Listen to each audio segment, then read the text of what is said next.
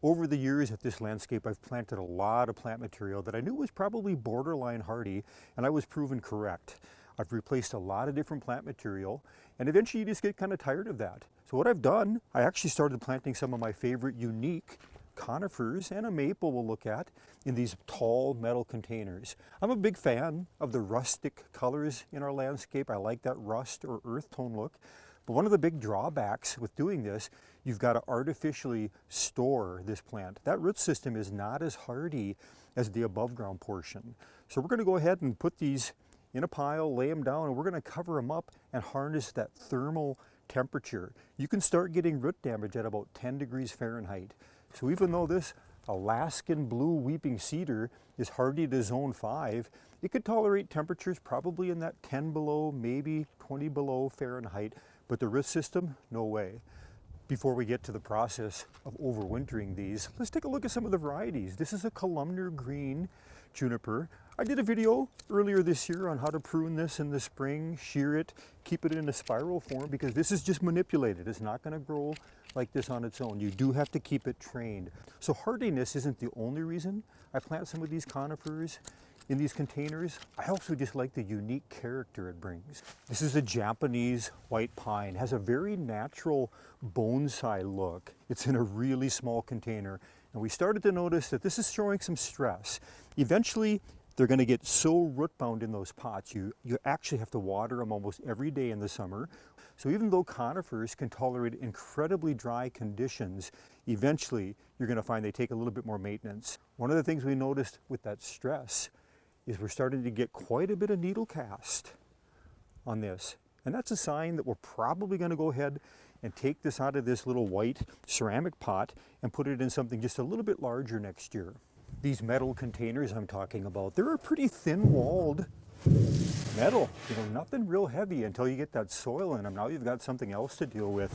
I've had some problems where the bottom is starting to rust out, so you'll notice I keep them elevated on the bottoms as much as possible so you don't get too much moisture. Allows them to keep a little bit dry, and that rust will slow down. And we're coming up on Northwind maple. This is a false Japanese spirea. It's part of the Jack Frost collection at Isley Nursery. I've tried them in the ground for several different years, and I've never been able to get one to live. So that's why I put this one in the container. But look at that beautiful red color. Here we've got a Russian cypress, trained on a tree standard. This picks up a nice coppery, bronzy winter color. It's got a beautiful deep green during the summer. But in these planters, we don't actually plant all of them in there.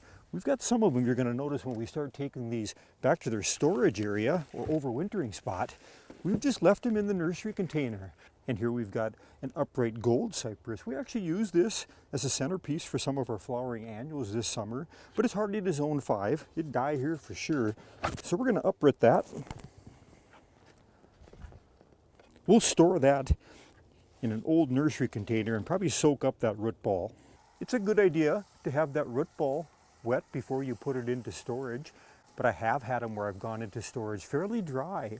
You just have to be more aware in the spring when you pull them out. You've immediately got to get that water to that root ball, because once it breaks dormancy, it's going to start pulling that moisture.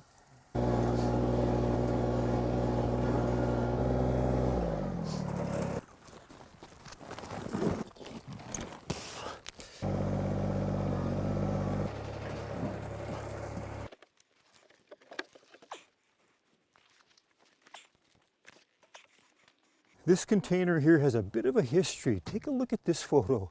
One year I put this contorted black locust, got that spiraling trunk. They've got an incredibly aggressive root system. What happened was it was planted in a nursery container, just like that black one you just saw. Well, it rooted in to the soil I have in here just to keep some weight so this doesn't blow over. That root system went all the way to the bottom. Hooked up my tractor, tried to pull it out. I destroyed that tree. We've picked a location here behind these Colorado spruce. It's going to block it from the sun all day long, and that's one of the things. You don't want that sun shining on the pile you're going to create. You're looking to moderate that cool temperature. We're going to harness the thermal heat from the earth and just trap that. That's what's going to give us that stability on the temperature. Yeah. These are the times you wonder if it's all worth it.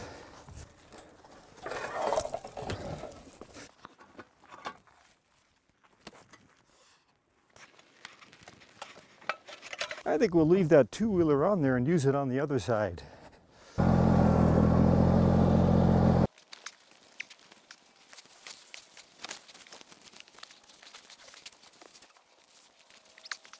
Before we cover this up, we're also going to put a mouse bait station here. This is just some chunk bait so the pets can't get after it.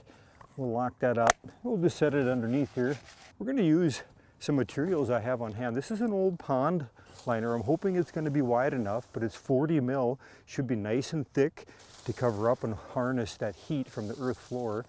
After that, we'll go ahead and we're going to put on something to create airspace. I've got some Excelsior mulch on hand.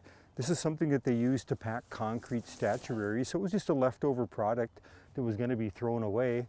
After that, we'll cover it with one more tarp and we should be all set.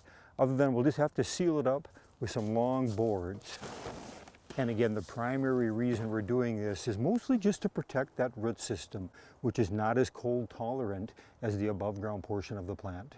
This might seem like a lot of mulch for a project like this, but we've got an area right next door.